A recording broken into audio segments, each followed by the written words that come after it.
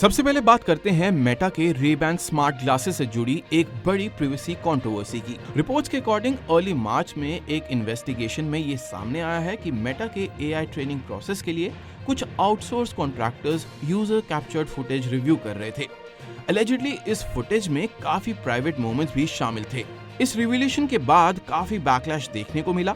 US में Meta के खिलाफ क्लास एक्शन लॉसूट फाइल हुआ है, जिसमें कंपनी पर प्राइवेसी एक्सपेक्टेशंस को प्रॉपर्ली कम्युनिकेट न करने का आरोप लग रहा है। मेटा का कहना है कि मीडिया नॉर्मली यूजर डिवाइस पर ही रहता है जब तक यूजर वॉलंटरीली शेयर ना करे, लेकिन इस इंसिडेंट ने स्मार्ट ग्लासेस और वेयरेबल कैमरास को लेकर प्राइवेसी डिबेट को फिर से इग्नाइट कर दिया है। इंटरेस्टिंग बात यह है कि कंट्रोवर्सी के बावजूद मेटा स्मार्ट ग्लासेस की सेल्स रिपोर्टेडली काफी फास्ट ग्रो कर रही हैं।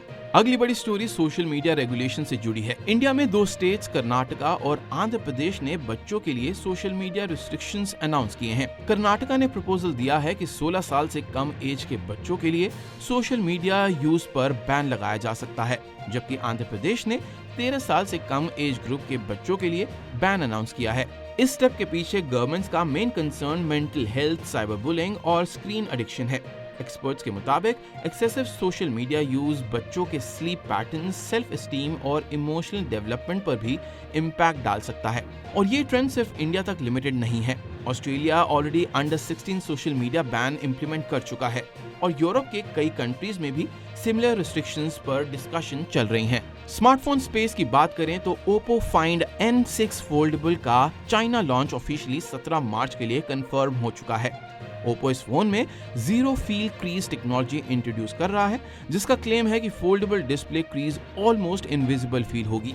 Device ultra thin design, AI stylish support और हाई एंड कॉन्फ़िगरेशन के साथ आएगा, जिसमें 16 GB रैम और 1 TB स्टोरेज तक के वेरिएंट्स एक्सपेक्टेड हैं। कलर ऑप्शन में गोल्डन ऑरेंज, डीप ब्लैक और टाइटेनियम फिनिश देखने को मिल सकती है।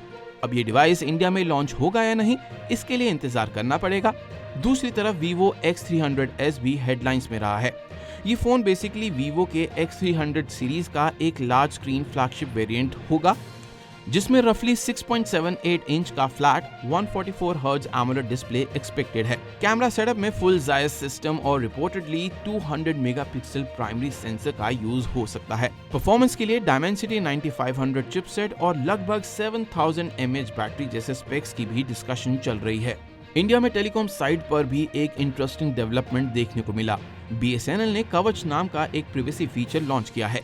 इस फीचर के थ्रू यूजर्स एक temporary 10 digit alternate number generate कर सकते हैं, जो उनके ओरिजिनल BSNL नंबर से लिंक्ड होता है। मतलब अगर आप किसी स्टोर पर रिचार्ज या वेरिफिकेशन के लिए नंबर शेयर करना चाहते हैं, तो आप अपनी असली मोबाइल नंबर डिस्क्लोज किए बिना काम कर सकते हैं। ये सर्विस फ्री है और BSNL सेल्फ केयर ऐप या कस्टमर हेल्पलाइन के थ्रू एक्टिवेट की जा सकती है। मैसेजिंग ऐप्स की दुनिया में भी अपडेट्स आ रहे हैं। रिपोर्ट्स के अकॉर्डिंग WhatsApp एक optional premium subscription tier develop कर रहा है, जिसे करंटली WhatsApp प्लस या WhatsApp प्रीमियम के नाम से रेफर किया जा रहा है। ये प्लान ऑप्शनल होगा और नॉर्मल मैसेजिंग फीचर्स फ्री ही रहेंगे। एक्सपेक्टेड प्रीमियम फीचर में custom themes, multiple app icons, ज्यादा चैट स्पेंड करने की ऑप्शन और एक्स्ट्रा पर्सनलाइजेशन टूल्स शामिल हो सकते हैं। और लास्ट स्टोरी AI वर्ल्ड से आती है। OpenAI ने GPT 5.4 लॉन्च कर दिया है, जो कंपनी का अब तक का सबसे एडवांस्ड मॉडल माना जा रहा है। इस मॉडल का फोकस एजेंट स्टाइल कैपेबिलिटीज पर है, जिसमें AI सॉफ्टवेयर टूल्स के साथ काम कर सकता है, जैसे स्प्रेडशीट्स हैंडल करना हो, प्रेजेंटेशंस बनाना या कोडिंग टास्क असिस्ट करना। GPT 5.4 अभी ChatGPT प्लस, टीम और प्रो यूजर्स के लिए अवेलेबल है और एंटरप्राइज लेवल वर्कफ्लोज के लिए प्रो वेरिएंट लॉन्च किया गया है।